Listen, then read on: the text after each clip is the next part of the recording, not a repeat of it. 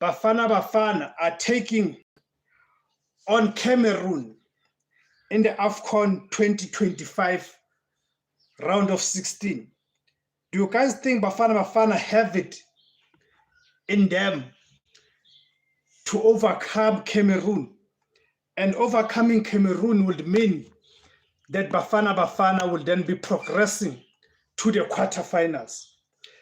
In the last edition of the AFCON, which was held in Ivory Coast, the 2023 edition, although we know that it was held in 2024, Bafana Bafana went all the way to the semifinals and lost on penalties to Nigeria.